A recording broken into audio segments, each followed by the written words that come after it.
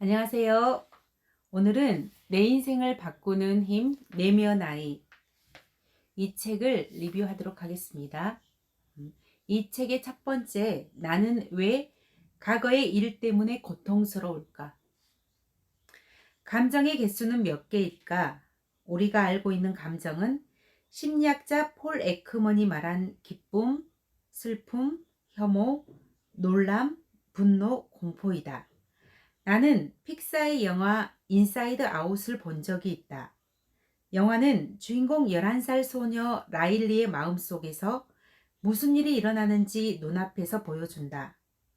라일리의 마음을 이끌어가는 이야기 속 인물들은 5가지 감정, 즉 기쁨, 슬픔, 경멸, 분노, 공포이다. 아름답고 명랑한 기쁨, 푸른색의 통통하고 우울한 슬픔, 멋들어진 초록색 드레스를 뽐내는 경멸, 넥타이 차림의 새빨간 분노, 그리고 바싹 마른 채 두 손을 모아쥐고 발을 동동 구르는 공포는 라일리의 머릿속 본부에서 라일리가 날마다 쌓아가는 기억을 기쁨으로 물들이기 위해 노력한다. 영화 속 5감정은 기쁨의 지휘 아래 매일 라일리에게 일어나는 사건을 동그란 구슬에 모아 저장고로 보낸다. 가능한 한 많은 기억 구슬을 황금빛 기쁨의 색으로 물들이게 한다. 금빛 기억이 떠오르면 라일리는 행복을 느낀다. 슬픔이 손을 뻗어 건드리면 기억 구슬은 파랗게 물들고 파랗게 물든 기억은 라일리를 울게 한다. 영화는 감정을 색으로 표현함으로써 각각의 색이 가지고 있는 느낌으로 감정을 알 수 있도록 한다.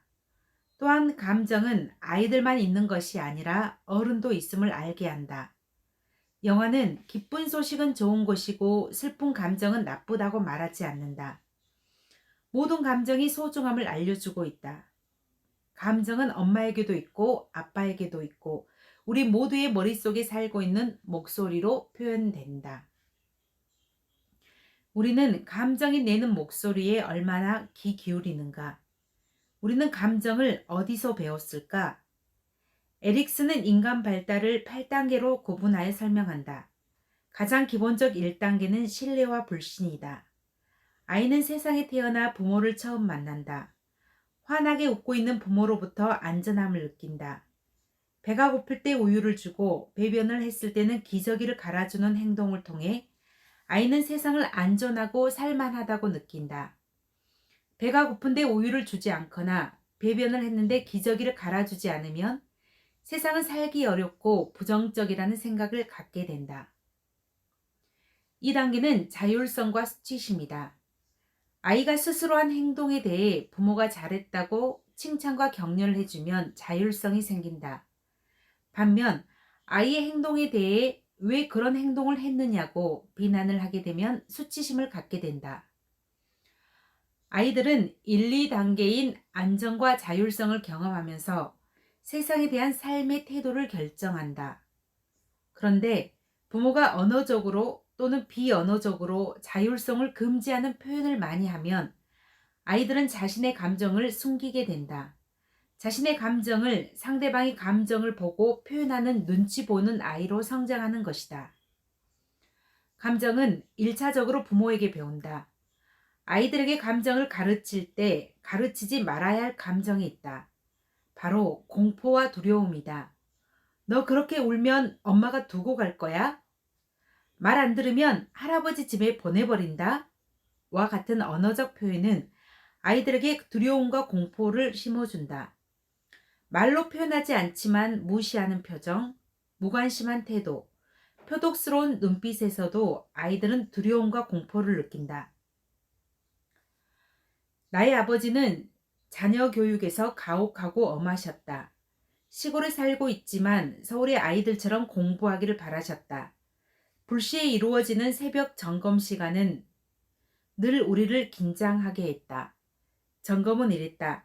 학교에 가기 전날 가방 모두 챙겨놓기, 바르게 깎아 놓은 연필을 필통에 5자루 넣어놓기, 매일 일기 쓰기, 이 3가지 중 하나라도 되어 있지 않은 날에는 온 형제들이 엄한 체벌을 받았다.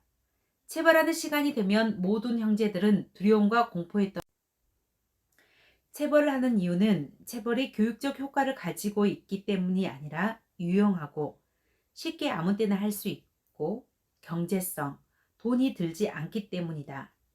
하지만 나는 사랑의 매는 없다고 생각한다. 아버지의 강한 체벌에 대한 기억을 갖고 있는 나는 내 아이들에게 체벌을 하지 않는다. 그때 들었던 공포와 두려움을 심어주지 않기 위해서이다. 사람들은 매를 맞으면서 사랑을 느끼지는 않는다. 오히려 매를 든 사람이 자신을 미워한다고 믿거나 자신이 나쁜 아이라고 생각하게 된다. 감정교육은 2차적으로 또래 친구들에게 배운다. 어릴 적 우리 집은 밭농사와 논농사뿐만 아니라 마을에서 처음으로 비닐하우스까지 작물을 심다 보니 사계절 내내 일이 많았다. 일손이 늘 부족했기 때문에 언니와 난 학교가 끝나면 곧바로 집으로 돌아와 일해야 했다. 그러다 보니 친구들과 어울려 놀 시간이 많지 않았다. 나는 친구들과 노는 아이들을 부러워했다. 이른 저녁 아이들이 좋아하는 만화 영화를 보고 나서 다음날 학교에 가면 관련 이야기가 끊이질 않았다. 하지만 만화 영화를 보지 못한 나는 그 이야기에 참여할 수 없었다. 그래서 나는 또래 친구들과 어울리면서 감정을 소통하는 방법을 배우지 못했다.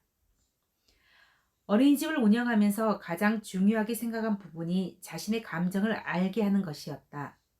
선생님, 친구가 내 물건 던져서 슬퍼요. 수아야, 그건 슬픈 것이 아니라 화났다고 하는 거야. 화가 나면 얼굴이 빨개지고 소리를 지르고 싶어져. 슬픔은 눈물이 나올 것 같고 마음이 차분해지는 거야. 이러한 감정 소통을 통해 아이들은 자신의 감정을 알고 친구들과의 관계도 좋아진다. 부모로부터 감정을 존중받은 아이는 슬플 때 감정이 어떤 것인지, 화가 났을 때 감정이 어떤 것인지 분명하게 안다. 그리고 그 감정을 대하는 방법에 대해서도 안다. 즉, 감정을 다룰 수 있는 핸들을 가지고 있는 셈이다. 어렸을 때부터 자신의 감정을 표현하지 못하고 억누르면 어느덧 자신의 감정에 대해 무감각하고 무관심하게 된다. 엄마, 저 친구 때문에 속상해요. 친구가 아파서 마음이 너무 아파요. 라고 아이가 말한다면 아이가 감정을 어떻게 표현해야 하는지 명확하게 알려주어야 한다. 어느 날 딸아이가 심각한 표정으로 메시지를 주고받고 있었다. 무슨 일 있어? 엄마, 친구가 고민이 있다고 하는데 어떻게 해야 할지 모르겠어요. 무슨 고민인데? 그건 말하기가 좀 그래요. 아, 친구의 고민을 지켜주고 싶구나. 친구의 감정이 어떻대? 슬프대? 화가 난대?